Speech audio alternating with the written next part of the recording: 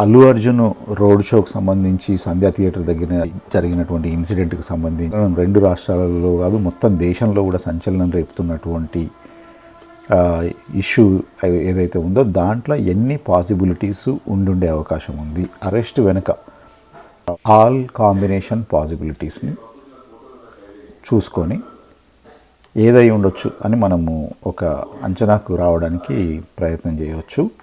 రాష్ట్రంలో ప్రజలందరికీ కూడా చట్టం ఎట్లా పనిచేస్తుంది తెలియని అమాయకులు అయితే ఎవరు లేరు.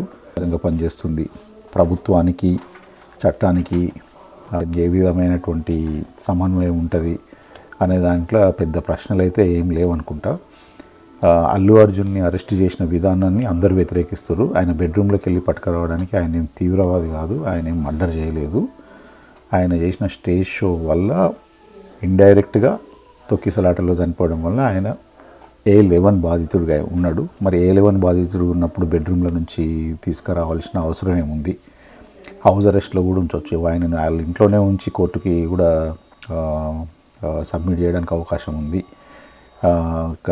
జైల్లో పెట్టి ఇంటరాగేషన్ చేసి నిజాలు రాబట్టడానికి అక్కడ ఏం రహస్యాలు ఉన్నాయి, ఏమైనా ఇంటర్నేషనల్ క్రైమ్ ఏదన్నా ఉందా అంటే అట్లాంటిది ఏం లేనప్పుడు ఇట్లా జరగడం వెనుక అందరికీ అనుమానాలు అయితే ఉంటాయి. మామూలుగా ఎంత పెద్ద సెలబ్రిటీస్ని అయినా కానీ ఇండియాలో బెడ్రూమ్ల నుంచి పట్టుకురావడం అనేది మనకు కొత్త ఏం కాదు. కాకపోతే వాళ్ళ టైం అండ్ సిచ్యువేషన్ బట్టి ఈరోజు రాష్ట్ర ముఖ్యమంత్రి అయినటువంటి రేవంత్ రెడ్డి గారిని బెడ్రూమ్ల నుంచి ఎత్తుకొచ్చారు లిటరల్గా. మరి ఈరోజు రేవంత్ రెడ్డి గారు అంటున్నారు చట్టం తన పని తాను చేసుకోపోతుంది అని. మరి ఆ రోజు కూడా చట్టం తన పని తాను చేసుకోపోతేనే అరెస్ట్ అయ్యిర్రా, బెడ్రూమ్ల నుంచి పోలీసులు ఎత్తుకపోయిర్రా? ఆ రోజు మీరు ఏం పెద్ద క్రైమ్ చేసిర్రని మిమ్మల్ని బెడ్రూమ్ నుంచి ఎత్తుకపోయారు. మరి ఈరోజు అల్లు అర్జున్ గారు ఏం పెద్ద క్రైమ్ చేశారని ఫ్యామిలీ ఉన్న ఇంట్లోకి ఎంటర్ అయ్యి బెడ్రూమ్ నుంచి ఎత్తుకపోయారనే క్వశ్చన్ వస్తుంది. అయితే మనం ఒకసారి అన్ని పాసిబిలిటీస్ చూద్దాం. పాయింట్ నెంబర్ 1, అల్లు అర్జున్ గారిని మీద కేసు పెట్టి అల్లు అర్జున్ గారిని అరెస్ట్ చేయడం అనేది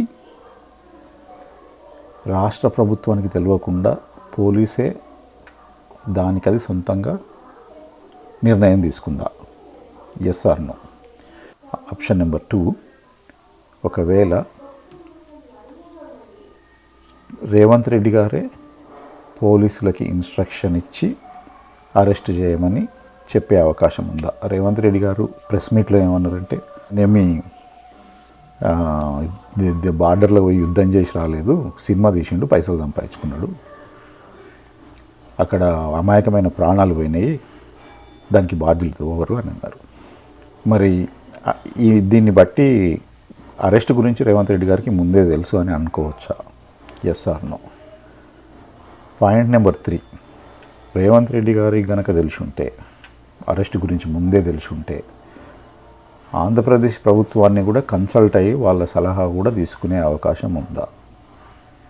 అల్లు అర్జున్ గారి అరెస్ట్ అనేది తెలంగాణలో ఎంత ఇన్ఫ్లుయెన్స్ చేస్తుందో ఆంధ్రలో కూడా అంతే ఇన్ఫ్లుయెన్స్ చేస్తుంది. మరి ఇది కేవలము ఆయనకి ఈ తెలంగాణకు సంబంధించిన విషయం కాదు కాబట్టి ఆంధ్ర ప్రభుత్వ సలహా కూడా తీసుకునే అవకాశం ఉండే ఛాన్స్ ఉందా? రేవంత్ రెడ్డి గారు చంద్రబాబు గారు సలహా తీసుకొని ఉంటారా? Yes or no? Point number 4, ఇప్పుడు న్యూస్లో వస్తున్నది రేవంత్ రెడ్డి గారి పేరు మర్చిపోయింది అల్లు అర్జున్. స్టేజ్ పైన ఎక్కడనో స్పీచ్ ఇచ్చుకుంటూ తెలంగాణ ముఖ్యమంత్రి ఎవరు అని అడగడం వల్ల ఈగోకి క్లాష్ అయింది.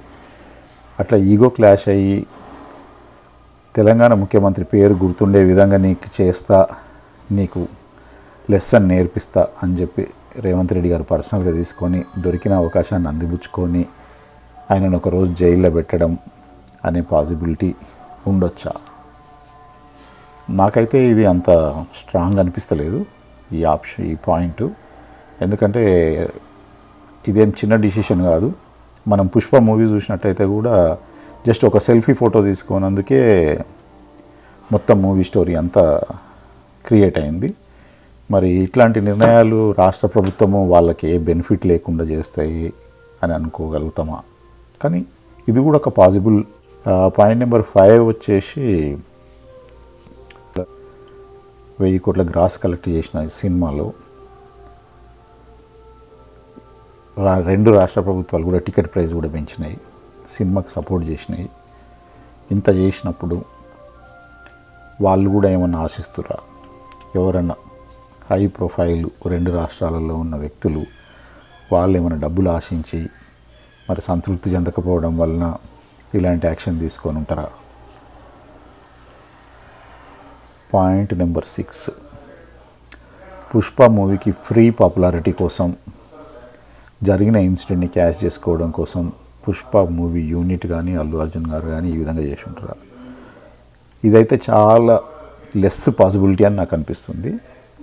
మరి మీరేమంటారు? పాయింట్ నెంబర్ 7, చంద్రబాబు నాయుడుకి గనక రేవంత్ రెడ్డి గారికి గనక ముందే తెలిసి ఉంటే పవన్ కళ్యాణ్ గారికి కానీ వాళ్ళ ఫ్యామిలీకి కానీ తెలిసి ఉండే అవకాశం లేదా?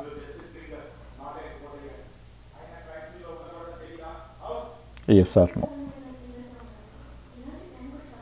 ఒకవేళ ముందే తెలిసి జరిగి ఉండొచ్చా, తెలియకుండా జరిగి ఉండొచ్చా? ఇది ఏ స్థాయి వరకు పోయి ఉంటుంది ముందు ఈ డిసిషన్ తీసుకునే ముందు? ఇది ఒక పెద్ద డిసిషన్ అని అయితే మనం డెఫినెట్గా చెప్పగలుగుతాము. ఇంత పెద్ద డిసిషన్ తీసుకున్నప్పుడు ఖచ్చితంగా దీని కాన్సిక్వెన్సెస్ గురించి మొత్తం ఆలోచించకుండా చేస్తారు అని నేను అనుకోవడం లేదు.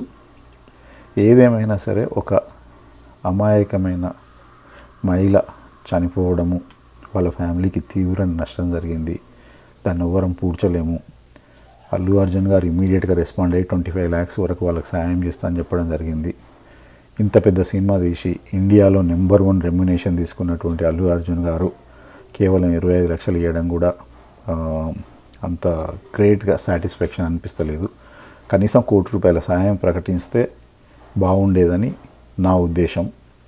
ఇంకా ఏదో సాయం చేస్తున్నట్టున్నారు, కానీ ఇనిషియల్గా కూడా ₹1 కోటి ప్రకటించుంటే కంపల్సరీ చాలా పాజిటివ్గా ఉండేది ఆయనకు కూడా. ఇంకా అతి ముఖ్యంగా ఈ ఎపిసోడ్ మొత్తంలో నష్టపోయింది ఆ ఫ్యామిలీ నష్టపోవద్దంటే ముందు ఏం చేయాలి? ఫ్యామిలీ ఇట్లాంటి సినిమాలకి, ఇంత పాపులర్ సినిమాలకి ఫ్యామిలీని కానీ చిన్నపిల్లల్ని కానీ first day, second day, third day తీసుకుపోకపోవడమే బెటర్. దీని గురించి ఈ మూవీ గురించి అందరికీ తెలుసు. ఇది చాలా హిట్, చాలా క్రౌడ్ ఉంటుంది. అక్కడ తొక్కిసలాట జరిగే అవకాశాలు ఉంటాయి, గొడవలు జరిగే అవకాశాలు ఉంటాయి, పోలీసు ఉంటుంది. అట్లాంటి ప్లేస్లకి ఒక పిల్లలని, మహిళలని తీసుకుపోవడం ఎంతవరకు సమంజసము? మాకు కూడా కోరికలు ఉంటాయి, మాకు కూడా ఇష్టం ఉంటుంది అని అనొచ్చు, కరెక్టే. కానీ ఎవరు ఫైనల్గా బాధితులు? ఇప్పుడు జరిగిన నష్టంకి ఎవరు పూడ్చగలుగుతారు? పోలీసులు, ప్రభుత్వము బాధ్యత వహించి సెక్యూరిటీ ఇవ్వాల్సిన అవసరం ఉన్నా కానీ జరిగే నష్టం మాత్రం ఆ ఫ్యామిలీకే జరిగింది. ₹1 కోటి ఇచ్చినా కానీ ఆ ఫ్యామిలీకి జరిగిన నష్టాన్ని ఎవరం పూడ్చలేము. కాబట్టి దీన్ని ప్రజలు కూడా ఒక లెసన్గా తీసుకొని ఇక ముందు ఇట్లాంటి సినిమాలు, పాపులర్ హీరోస్ ఎవరు వచ్చినా కానీ, పవన్ కళ్యాణ్, అల్లు అర్జున్, చిరంజీవి, మహేష్ బాబు, బాలకృష్ణ, జూనియర్ ఎన్టీఆర్, ఎవరి సినిమాలు అయినా కానీ ఫస్ట్ డే, సెకండ్ డే అనేది వాళ్ళ ఫ్యాన్స్కి, వాళ్ళ జనాలకి వదిలేయడం better. Second day, third day, fourth day ఎప్పుడు పోతే మాత్రం ఏముంది, సేమ్ మూవీ కదా. మేము యూఎస్లో కూడా మేము వీకెండ్ వరకు వెయిట్ చేసి వీకెండే వెళ్ళినాము. ఏమీ ఫస్ట్ డే రోజు ఆఫీస్ బంద్ చేసుకొని, పిల్లల స్కూల్స్ బంద్ చేసుకొని మేమేం పోలేదు. ఇక్కడ అంత తొక్కిసలాట కూడా ఏమి ఉండదు. అయినా కానీ మన పనులన్నీ చేసుకున్న తర్వాతనే సినిమా చూడాలి. సినిమా అనేది లైఫ్లో ఒక చిన్న ఎంటర్టైన్మెంట్ పార్ట్ మాత్రమే. దీనికి ఇది అందరు తెలుసుకోవాలి. అందరు ట్రాప్లో పడిపోయి న్యూస్ చూసుకుంటూ అదే ట్రాప్లు ఉంటారు కానీ బట్ కొంచెం ఎవరికి వాళ్ళు జాగ్రత్తగా ఉండాల్సిన అవసరం ఉంది అంతే.